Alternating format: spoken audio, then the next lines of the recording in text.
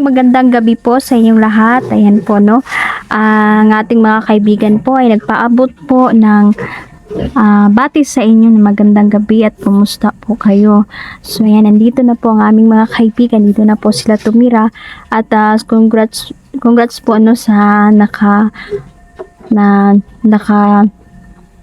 dawat o katong hatag sa atong mga kaibigan po ay isa po kayo sa napili. At ang napili po ng ating kaibigan ay nasa Visayas po siya. Isa po din po siyang babae, no? Ayan po, maraming salamat po. Natanggap ko na po yung PM ninyo at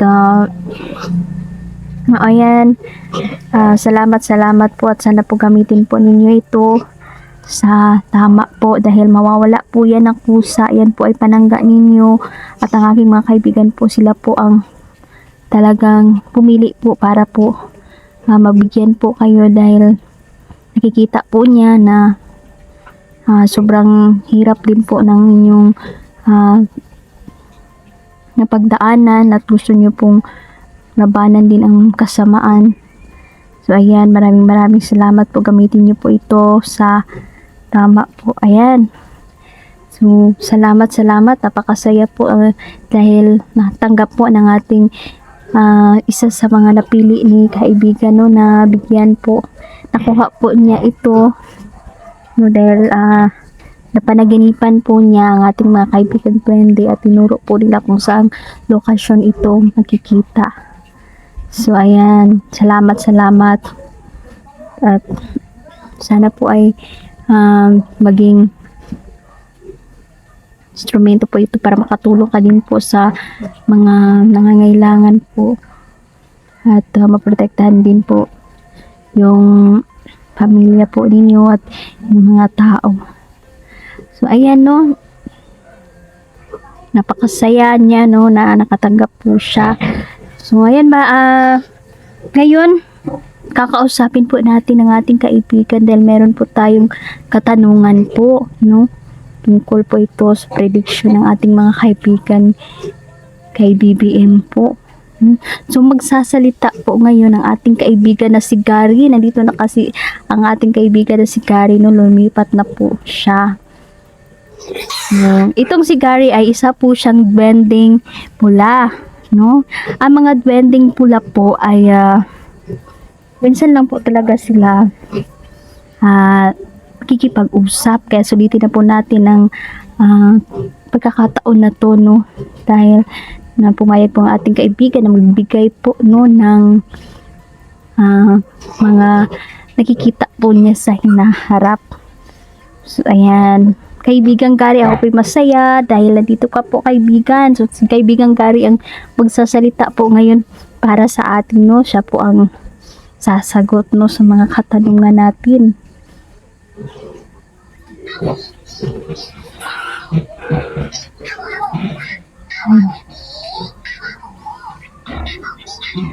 Opo, kaibigan. So ayan, nakikita po ng ating kaibigan na si Gary, no, na pahirap po talaga ang sitwasyon natin ngayon. So ayan, nakikita po niya yung prediction niya po kay BBM. Meron daw itong makakabangga po daw niya ang isa sa pinakamalakas na kaalyado rin po ito ni BBM. Ganun, malawakang dayaan talaga ang nangyari. Dapat talaga mabalik yung manual voting ba, no? Para maiwasan po talaga ang pangdadaya. Grabe itong taong ito, no? Sabi ng kaibigan natin, may malaking tao ang nasa likod nito. Siya po ang nangulo sa pangdadaya. Grabe. Pangbabastos ito no? At walang kredibilidad na dayaan. Grabe, napakalawakang dayaan ito.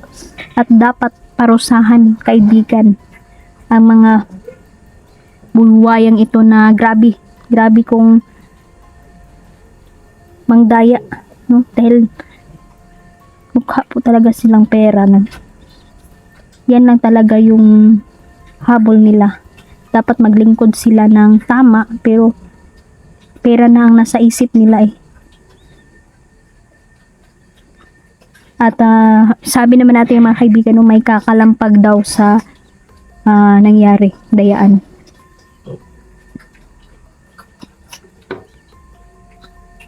Nakapagtataka nga eh kasi ang dami pong nag-vote street po, no? Pero bakit lumusot po itong si Bam Aquino at saka si Kiko Pangilinan? Nakapagtataka talaga. Tama po kaibigan. Yan daw si BBM, naghihintay na lang daw yan na papalitan ni BP Sara dahil mawawala na po yan ng kakampi. Opo, kaibigan.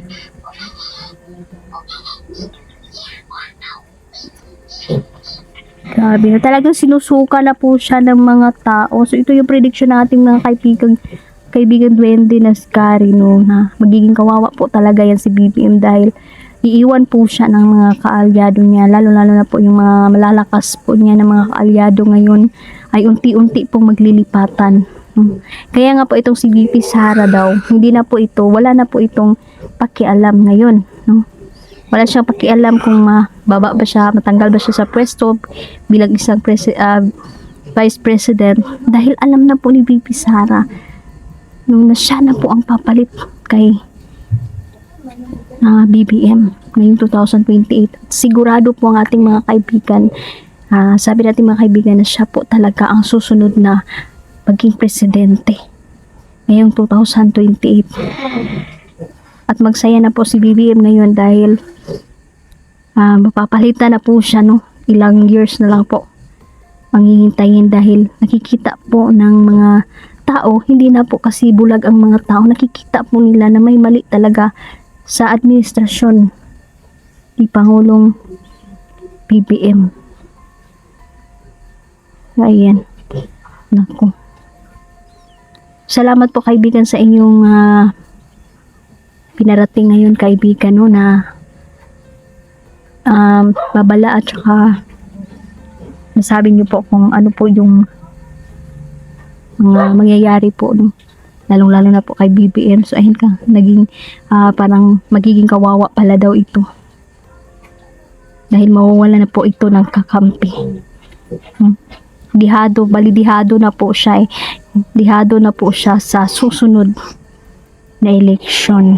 At siguradong si Vice President po talaga, VP Sara, ang mananalo. Siya lahat po nakikita nyo po, lahat po ng bumangga po kay VP Sara, no, talagang yung mga nagdaog-daog sa iya, wala yun nanalo. Wala yun na daog karon.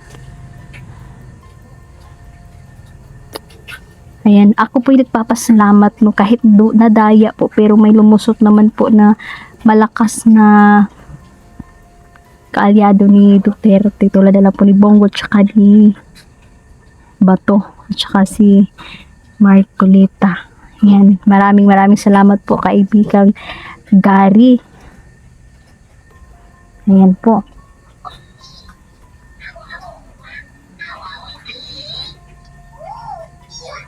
Opo, ayan, no. Sabi pala ni kaibigang Gary sa inyo at maraming salamat daw po. Nakikita po ni Gary kayo na nanonood po ngayon. At maraming salamat daw po sa inyong panunood at saka pakikinig po. At paalala po, no, sana po ay isa puso't isip po ninyo ang mga babala po nila. Dahil ito po ay tulong po nila sa atin, no, para po maging handa tayo at maiwas po tayo sa kapahamakan. Yan, shout out po sa lahat. Ayun, maraming salamat po. Ako po natutuwa, no, dahil namahagi po din po sila, no, ng mutya po. So yan, panangga po yan, no. Hindi ka matatablang yan. Kompleto po yan, no. Ingatan nyo po. Alam ko po na nanonood po ngayon ang nakatanggap at nakangiti. Yan, sabi ni kaibigang Gary, masaya siya ngayon. So ayan, ingatan mo at gamitin nyo po sa tama. Ayun, maraming salamat po kaibigan at sa mga nanonood. Mag-ingat po kayo.